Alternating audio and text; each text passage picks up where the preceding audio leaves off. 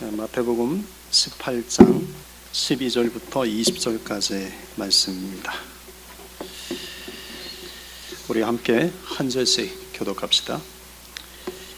너희 생각에는 어떠하냐?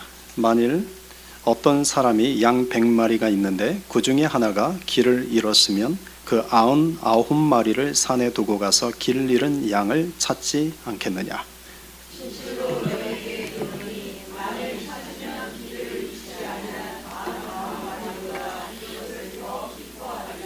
이와 같이 이 작은 자 중에 하나라도 잃는 것은 하늘에 계신 너희 아버지의 뜻이 아니니라.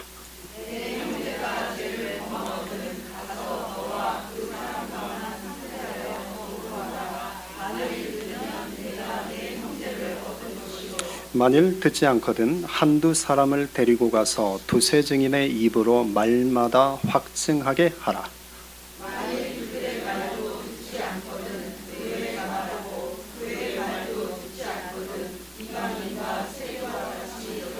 진실로 너희에게 이르노니 무엇이든지 너희가 땅에서 매면 하늘에서도 매일 것이요 무엇이든지 땅에서 풀면 하늘에서도 풀리리라.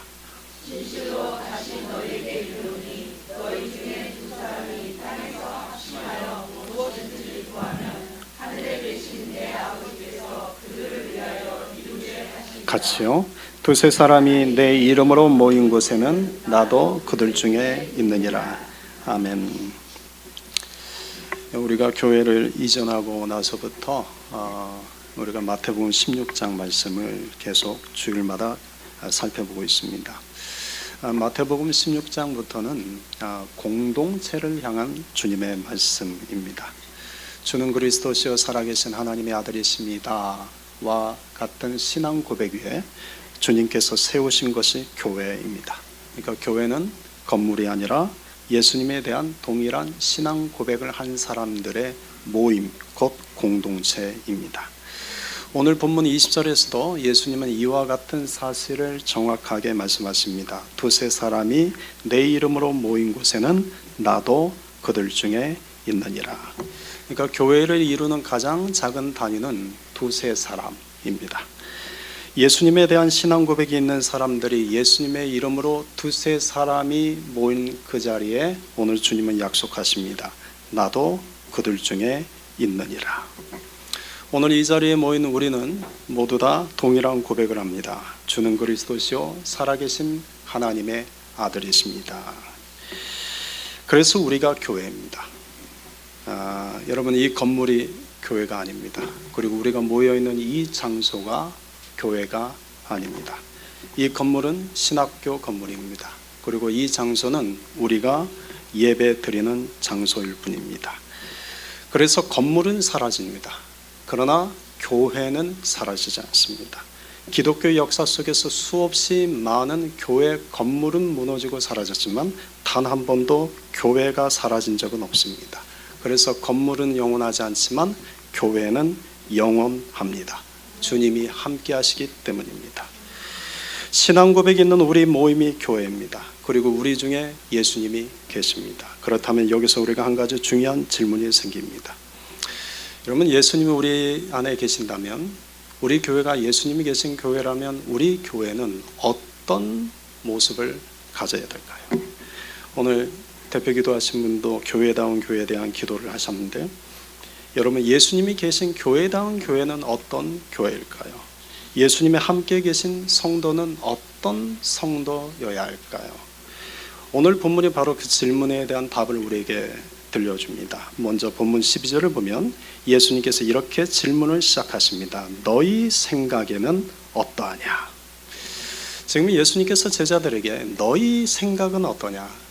너희는 내가 있는 공동체, 나를 고백하고 내가 있는 그 공동체는 어떤 공동체여야 되느냐고 생각하느냐라고 주님은 질문으로 시작하십니다.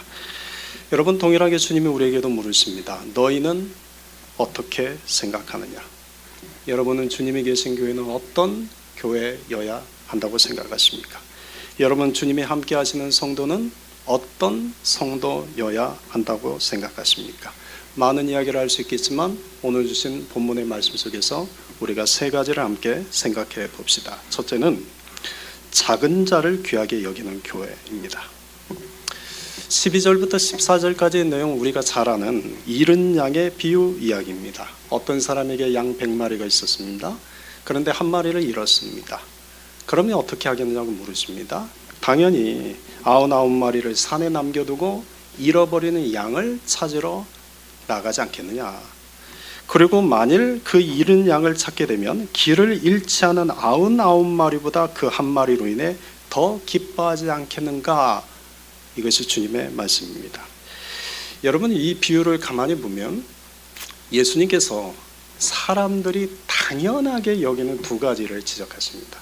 하나는 100마리 양 중에서 한 마리 양을 잃어버리면 그 잃은 양을 찾기 위해서 찾아다니는 것이 당연하다는 것입니다.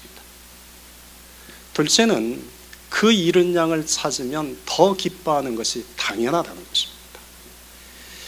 여러분은 왜 100마리 양 중에 겨우 한 마리 잃었는데 그 잃은 양 한 마리를 찾아 나서는 것이 당연한 것일까요? 왜 잃은 양을 찾으면 길을 잃지 않은 99마리보다 더 기뻐하는 것이 당연할까요? 오늘 우리는 이 잃은 양의 비유를 들을 때 사람을 생각합니다. 그렇게 배워왔기 때문이죠. 그런데 예수님으로부터 처음 이 비유의 말씀을 들었던 사람들은 무엇을 생각했을까요? 이 잃은 양의 이야기가 사람에 대한 이야기라고 생각했을까요? 아닐 겁니다. 아마도 사람보다는 돈, 재산을 생각했을지 모릅니다. 왜냐하면 당시 양은 아주 중요한 재산 목록이었습니다. 사람은 예나 지금이나 변함없는 것은 돈에 민감합니다. 적은 것 돈이라도 잃거나 손해나는 거 견디하지 못합니다. 반대로 적은 돈이라도 잃었던 것을 얻으면 누가 공짜라도 주면 너무나 기뻐합니다. 예수님께서는 이런 사람의 마음을 정확하게 알고 계셨습니다. 그래서 누가복음 15장에서는 잃은 양의 비유에 이어서 잃은 드라크마 비유의 이야기를 들려주십니다. 아마도 이 이야기를 들었을 때 사람들의 눈은 커졌을 겁니다. 사람들은 돈 이야기하면 귀가 쫑긋해집니다. 돈 이야기하면 눈이 커집니다. 아마도 예수님께서 이야기를 할 때 사람들은 혹시 돈에 대한 이야기인가 재산에 대한 이야기인가 눈이 커졌을 겁니다. 그런데 예수님께서 잃은 양의 비유 이야기를 말씀하신 목적은 돈, 재산에 관한 것이 아니었습니다. 우리가 아는 것처럼 사람에 관한 이야기입니다. 그것도 단순히 사람에 대한 이야기가 아니라 작은 자에 대한 이야기입니다. 그래서 예수님께서는 잃은 양의 비유 이야기의 결론으로 오늘 이렇게 말씀하십니다. 우리 14절 같이 읽읍시다. 이와 같이 이 작은 자 중에 하나라도 잃는 것은 하늘에 계신 너희 아버지의 뜻이 아니니라. 아멘. 여러분, 예수님께서 말씀하시고자 하는 핵심이 이겁니다. 돈이 아니라 사람이 중요하다는 것입니다. 그런데 그 사람 중에서도 작은 자가 더 귀하다는 것입니다. 성경에서 말씀하시는 이 작은 자는 누구를 의미할까요? 우리가 잘 아는 것처럼 마태복음 25장에서 예수님은 이 작은 자에 대해서 예를 든 적이 있습니다. 굶주린 자, 목마른 자, 나그네, 헐벗은 자, 병든 자, 옥에 갇힌 자입니다. 18장에서는 어린아이와 같이 작고 연약한 자입니다. 여러분, 이 작은 자들을 한마디로 정의를 내리면 저는 이렇게 정의를 내리고 싶습니다. 작은 자란 나에게 도움을 줄 수 있는 사람이 아니라 나의 도움이 필요한 사람. 나에게 도움을 줄 수 있는 사람은 작은 자가 아닙니다. 내가 도와야 될 사람이 작은 자입니다. 교회에 헌금을 많이 할 수 있는 사람이 작은 자가 아니라 교회가 돌봐줘야 될 사람이 작은 자입니다. 많은 일을 할 수 있는 건강한 사람이 작은 자가 아니라 연약하고 아픈 자가 작은 자입니다. 사람들이 민감하게 반응하는 것은 두 가지입니다. 첫째는 돈입니다. 이건 더 설명이 필요 없습니다. 둘째는 큰 자입니다. 작은 자는 나의 도움이 필요한 사람이라면 큰 자는 어떤 사람이겠습니까?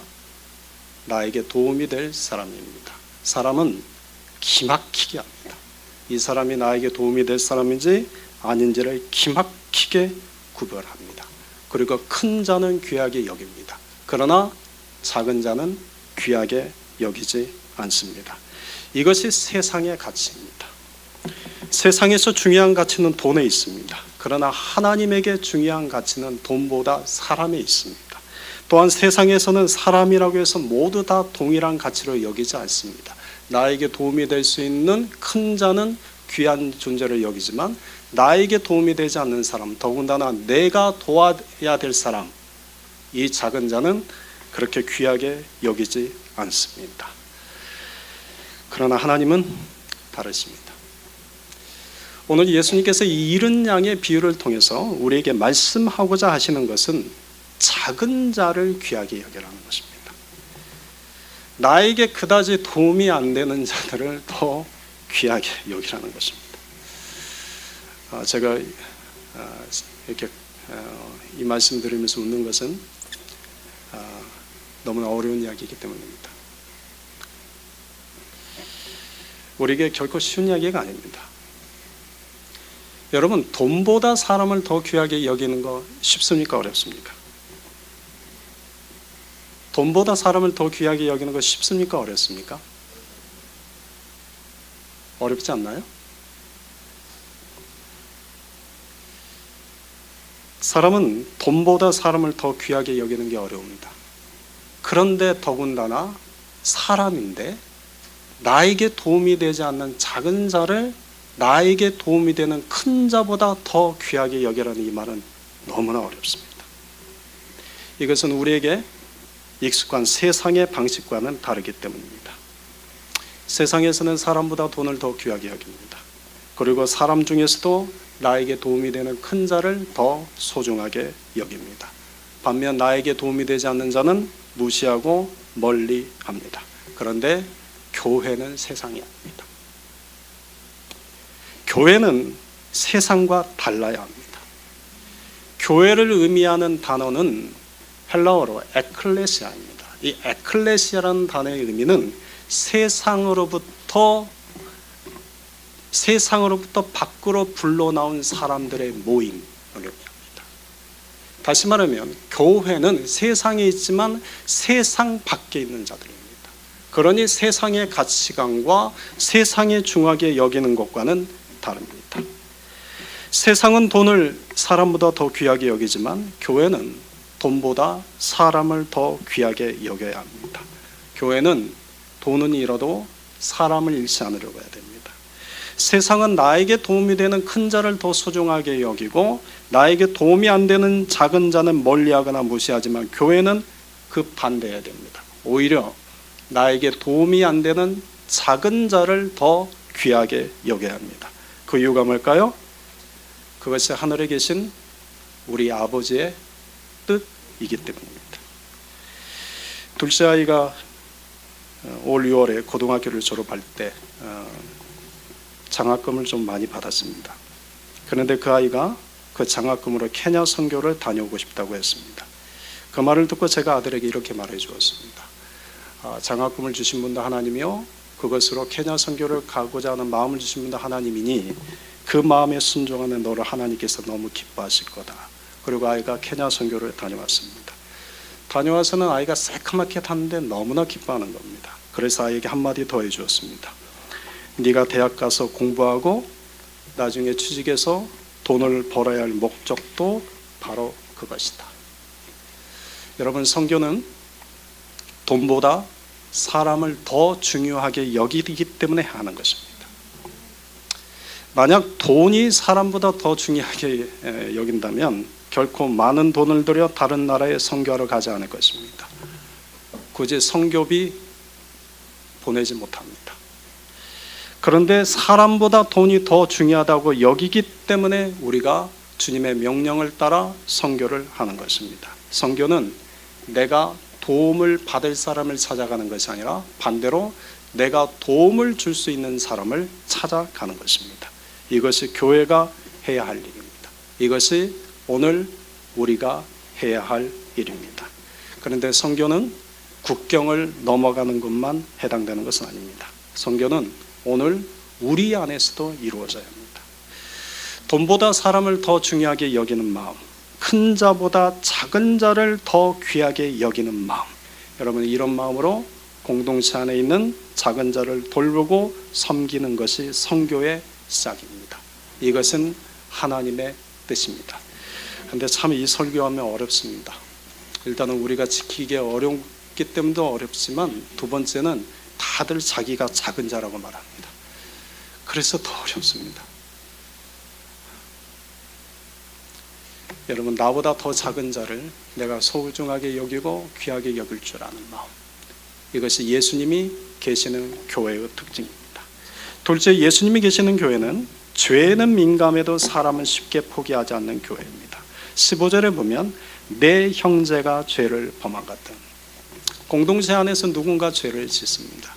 그런데 공동체 안에서 누군가 죄를 짓는 일이 사실 나에게는 그다지 큰 영향을 주는 일이 아닙니다. 나하고는 그렇게 상관없는 일입니다. 그래서 사람들은 대부분 공동체 안에서 누군가 죄를 짓든 말든 그렇게 크게 신경 쓰지 않죠. 그런데 다른 일부 성경 사본에 보면 이 15절에 이렇게 되어 있습니다.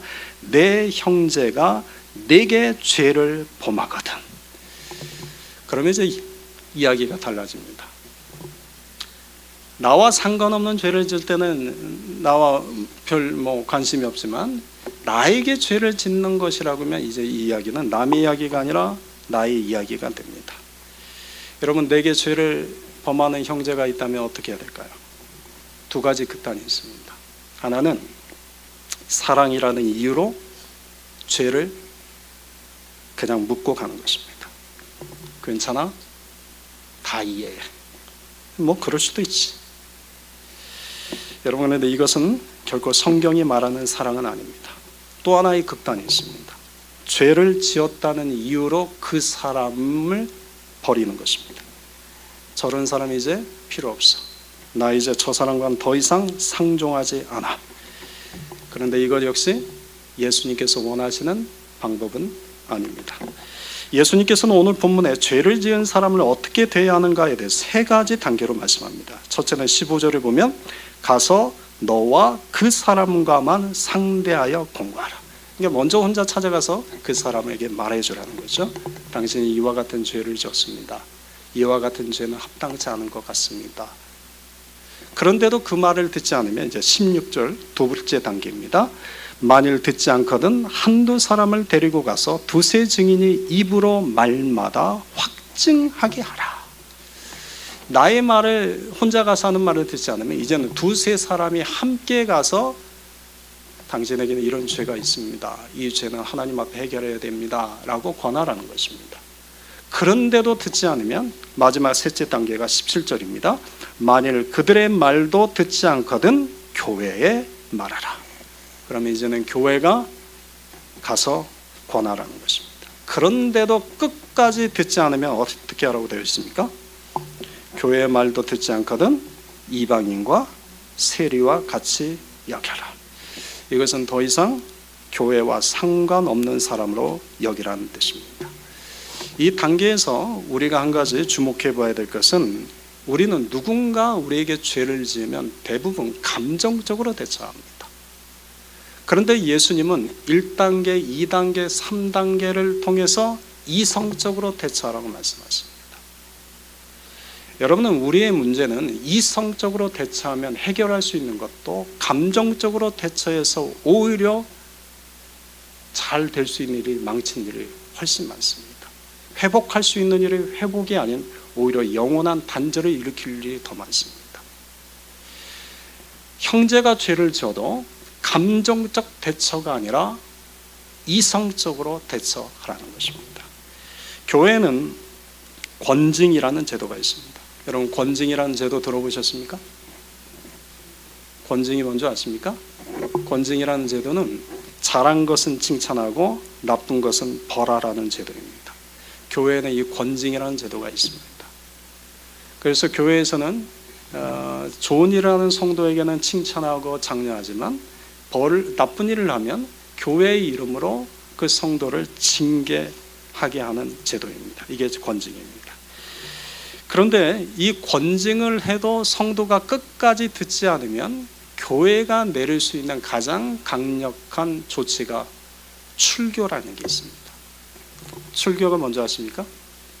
교회에서 호적을 파는 겁니다. 그러니까 교인 명부에서 이름을 지워버리고 교회에서 쫓아내는 겁니다. 그리고 나서 이 사람은 교회에서 출교당했다는 것을 지역교회에게 보냅니다. 그러면 지역교회에 있는 목사님들이 이 사람이 자기 교회 오면 막습니다. 그러니까 이 사람은 다시는 교회를 못 가게 하는 것이죠. 그런데 이와 같은 권징 제도가 오늘날에는 유명무실한 제도가 되었습니다. 그 이유가 뭘까요? 이제는 너무나 쉽게 교회로 옮기는 시대가 되었기 때문입니다. 그래서 교회 안에 권징이라는 제도는 있지만 대부분이 이 권징이라는 제도가 있는지 모릅니다. 유명무실한 제도가 되었기 때문입니다. 그래서 오늘 본문의 말씀은 어쩌면 오늘 우리가 살고 있는 이 시대와는 좀 맞지 않는 이야기일지 모릅니다. 그런데 오늘 말씀에서 우리가 놓쳐서는 안 될 것이 있습니다. 권징이라는 제도와 방법, 오늘 예수님께서 하신 이 말씀은 오늘 이 시대와는 좀 맞지 않는 것처럼 보일지라도 오늘 이 말씀을 통해서 우리에게 들려주시고자 하는 주님의 의도가 무엇인지는 우리가 알아야 합니다. 왜 예수님께서 이런 말씀하셨을까요? 첫째는 여러분, 공동체 안에서 죄를 가볍게 여기지 말라는 것입니다. 공동체 안에서 죄를 가볍게 여기지 말라는 것입니다. 죄라는 것은 누룩과 같아서 누룩 하나가 반죽 전체에 순식간에 파지는 것처럼 교회 공동체 안에서 이 죄라는 것을 방치하기 시작하면 이 죄의 영향력이 순식간에 공동체의 거룩을 파괴합니다. 여러분, 이때 사랑한다는 이유로 이 죄를 무조건 덮어주는 것은 결코 사랑이 아님을 알아야 됩니다. 죄라는 것을 알면서도 사랑이라는 이름으로 방치하는 것은 그것은 결코 사랑이 아닙니다. 옳은 일이 아닙니다. 여러분의 자녀들이 거짓말을 하거나 남의 것을 훔쳐왔다고 합시다. 그러면 여러분은 자녀들을 위해서 어떻게 하시겠습니까? 사랑하기 때문에 어떻게 하시겠습니까? 사랑이라는 이름으로 눈 감아 주시겠습니까? 아니지 않을까요? 사랑하기 때문에 어떻게 합니까? 그 아이를 위해서 그 아이의 잘못을 짚어주고 그 아이에게 회개할 기회를 주고 다시는 그와 같은 죄를 짓지 않도록, 반복하지 않도록 가르쳐 줄 것입니다. 교회는 사랑의 공동체이면서 동시에 거룩함의 공동체여야 됩니다. 그래서 죄는 거룩을 잃어버리게 합니다. 죄는 거룩의 능력을 상실하게 합니다. 여러분, 교회는 거룩한 공동체입니다. 그 이유는 예수님이 계시기 때문입니다.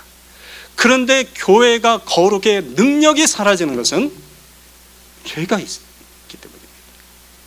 죄는 거룩을 훼손합니다. 그래서 죄를 죄라고 말할 수 있어야 합니다. 그런데 또 한 가지 예수님이 오늘 이 말씀하신 이유는 죄 가운데 있는 사람을 쉽게 잃지 말라는 것입니다. 예수님께서 처음에는 한 사람이, 다음에는 두세 사람이, 그 다음에는 교회가 가서 설득하고 권면하라는 것은 이 사람이 지은 죄는 믿고 싫지만 이 죄를 지은 사람만큼은 감정적이 아닌 이성적으로 끝까지 포기하지 않도록 그 사람을 설득하라는 것입니다. 이 사람을 잃어버리지 않도록 노력하라는 것입니다. 교회는 죄를 묵인해서는 안 됩니다. 그러나 죄를 지은 사람을 쉽게 포기해서도 안 됩니다. 죄는 미워하지만 사람은 포기하지 않는 것, 이것이 예수님께서 함께 계시는 교회의 모습입니다. 세 번째, 여러분, 예수님이 계신 교회는 성도들이 합심하여 기도하는 교회입니다. 여러분, 예수님께서 교회에 주신 아주 중요한 선물이 하나 있습니다. 그게 뭘까요? 예수님께서 교회에 주신 큰 선물이 하나 있습니다. 천국 열쇠. 그런데 이 천국 열쇠는 어떤 의미입니까? 제가 지난번에도 말씀드린 것처럼 천국 열쇠는 결코 천국으로 가기 위한 열쇠가 아닙니다. 이 천국 열쇠가 갖고 있는 그 단어에서 사람들이 혼동을 합니다. 여러분, 교회에 주신 천국 열쇠는 천국으로 가는 열쇠가 아닙니다. 교회에 주신 천국 열쇠가 무엇인지 마태복음 16장 19절 말씀을 다시 한번 읽어봅시다. 내가 천국 열쇠를 내게 주리니 네가 땅에서 무엇이든지 매면 하늘에서도 매일 것이요 네가 땅에서 무엇이든지 풀면 하늘에서도 풀리리라. 아멘. 여기서 지금 너는 베드로가 아니라 신앙 고백 위에 주님의 세우실 교회 공동체입니다. 예수님께서 교회에 천국 열쇠를 주십니다. 그런데 이 천국 열쇠의 의미는 땅에서 무엇인지 매면 하늘에서도 매일 것이요, 땅에서 무엇이든지 풀면 하늘에서도 풀리는 것입니다. 교회에 주신 천국 열쇠는 기도라 할 수 있습니다. 예수님께서 예루살렘 성전을 뒤집어 놓으신 적이 한 번 있습니다. 성전 안에서 장사하는 자들의 의자와 상을 다 뒤엎으셨습니다. 그리고 그들을 성전에서 내쫓으셨습니다. 그리고 예수님께서 예루살렘 성전 사람들을 향하여 이렇게 외치셨습니다. 내 집은 만민이 기도하는 집이라 칭함을 받으리라고 하지 아니하였느냐. 너희는 강도의 소굴을 만들었도다. 여러분, 한마디로 교회는 만민이 기도하는 집이어야 합니다. 그 이유는 교회에 주신 천국 열쇠가 있기 때문입니다. 이 천국 열쇠는 땅에서 매면 하늘에서도 매이고 땅에서 풀면 하늘에서도 풀립니다. 그렇다면 이 천국 열쇠를 어떻게 사용할까요? 여러분, 열쇠도 잘 사용해야 됩니다. 그것이 오늘 본문 18절 19절입니다. 같이 읽읍시다. 진실로 너희에게 이르노니 무엇이든지 너희가 땅에서 매면 하늘에서도 매일 것이요, 무엇이든지 땅에서 풀면 하늘에서도 풀리리라. 진실로 다시 너희에게 이르노니 너희 중에 두 사람이 땅에서 합심하여 무엇이든지 구하면 하늘에 계신 내 아버지께서 그들을 위하여 이루게 하시리라. 아멘. 여러분, 천국 열쇠를 바르게 사용하는 방법은 합심하여 무엇이든지 구하면에 있습니다. 다시 말하면 서로 합심하여 기도하라는 것입니다. 이것은 단순히 기도하라는 말씀이 아닙니다. 혼자서 하나님께 드리는 나의 개인적 기도보다 서로 합심하여 드리는 우리 공동체의 기도가 더 중요하다는 말씀입니다. 여러분, 개인적 기도는 개인의 영성에 도움이 됩니다.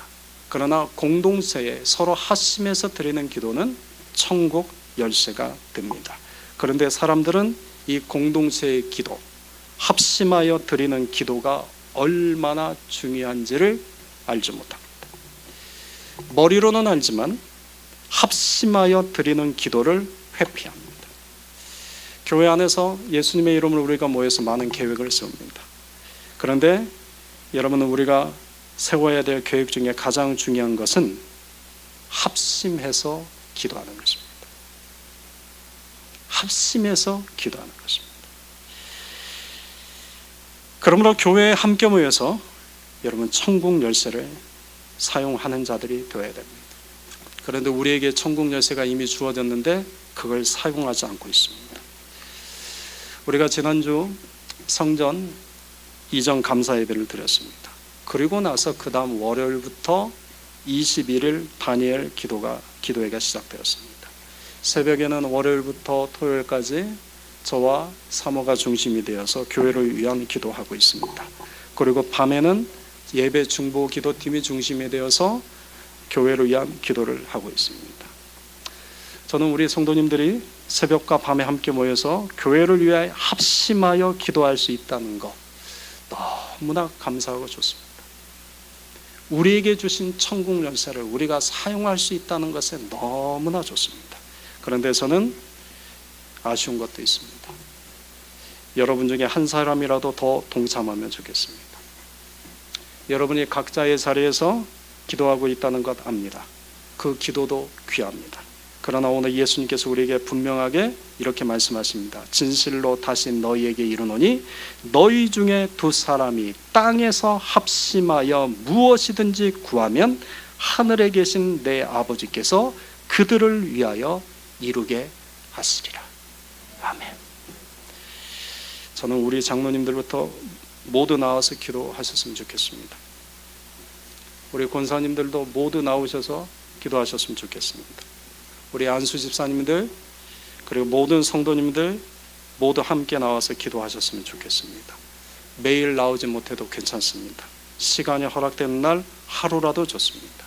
함께 나와서 교회를 위하여 또 가정을 위하여 합심하여 기도했으면 좋겠습니다. 교회는 천국 열쇠가 주어졌습니다. 우리가 이 천국 열쇠를 녹슬게 방치하지 맙시다. 우리가 이 천국 열쇠를 잘 사용하는 자가 됩시다. 합심하여 기도하는 교회가 예수님이 함께 하시는 교회다운 모습입니다. 예수님께서는 오늘 우리에게 이렇게 묻고 계십니다. 너희는 어떻게 생각하느냐? 예수님이 계신 교회는 어떤 교회이냐? 교회다운 교회는 어떤 교회라고 생각하느냐라고 물으십니다. 오늘 말씀을 들은 여러분이 이제 어떻게 대답하시겠습니까? 여러분, 예수님이 계신 교회는 어떤 교회입니까? 첫째, 작은 자를 귀하게 여기는 교회입니다. 돈보다 사람을 더 귀하게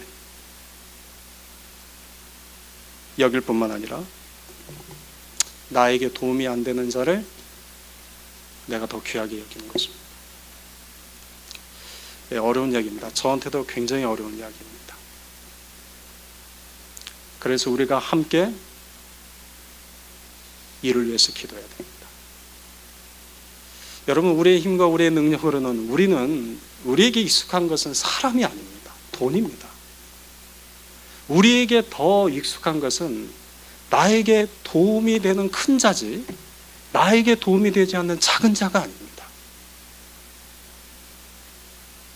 이걸 깨트리는 것은 쉬운 것이 아닙니다. 그래서 그분의 은혜가 필요하고 그분의 능력이 필요합니다. 그래서 우리가 기도해야 할 이유이기도 합니다. 둘째는 죄에는 민감하지만 죄를 지은 사람은 쉽게 포기하지 않는 교회입니다. 여러분, 교회는 거룩함과 사랑이 있어야 합니다. 거룩을 무너뜨리는 것은 죄입니다. 그러므로 죄를 죄라고 말하지 않고 죄를 방치하는 것은 사랑이 아닙니다. 우리는 죄에 대해서는 민감해야 합니다. 그러나 죄를 지은 사람에 대해서는 쉽게 정죄나 비난, 포기해서는 안 됩니다. 끝까지 감정적이 아닌 이성적으로 그를 돌이키기 위해서 노력해야 됩니다. 그것이 곧 사랑입니다. 이런 거룩함과 사랑의 균형을 갖춘 교회, 이런 교회 역시 우리의 힘과 우리의 능력만으로는 만들어갈 수 없습니다. 주님이 우리에게 그 힘과 능력과 지혜를 주셔야 됩니다. 그래서 우리가 함께 기도해야 할 두 번째 이유이기도 합니다. 셋째, 그러면 성도들이 합심하여 기도하는 교회입니다. 여러분, 예수님께서 우리 교회에 천국 열쇠 주셨습니다. 그 천국 열쇠를 잘 활용해야 됩니다. 여러분, 함께 기도하는 일에 마음을 모아주십시오. 개인적 기도 필요합니다. 그러나 오늘 예수님께서는 너희 중에 두 사람이 땅에서 합심하여 무엇이든지 구하면 하늘에 계신 내 아버지께서 그들을 위하여 이루게 하시리라고 말씀하십니다. 우리가 땅에서 매면 하늘에서 매이고 우리가 땅에서 풀면 하늘에서 풀리게 될 것입니다. 우리에게 천국 열쇠가 있기 때문입니다. 그런데 여러분 중에 그러면 꼭 이 자리에 나와서만 그렇게 기도해야 됩니까? 또 이렇게 반문하실 수 있죠. 여러분, 이 건물, 이 장소가 교회가 아니라고 했죠? 교회는 뭐라고 말씀드렸죠? 주님에 대한 신앙 고백을 하는 사람들, 예수님의 이름으로 두세 사람 이상이 모인 사람들. 그런데 이 건물에 우리가 모입니다. 그래서 여러분에게 오라고 제가 권면하는 것입니다. 그런데 이곳에 오지 못하면 여러분의 가정에서든 어디든 두세 사람이 예수의 이름으로 주어진 그 천국 열쇠를 녹슬도록 방치하지 마십시오. 잘 활용하십시오. 저는 우리 교회가 예수님이 계신 교회, 예수님이 계신 교회다운 교회가 되어지기를, 이를 위해서 우리가 함께 기도하며 나아가기를 주님의 이름으로 축원드립니다. 아멘.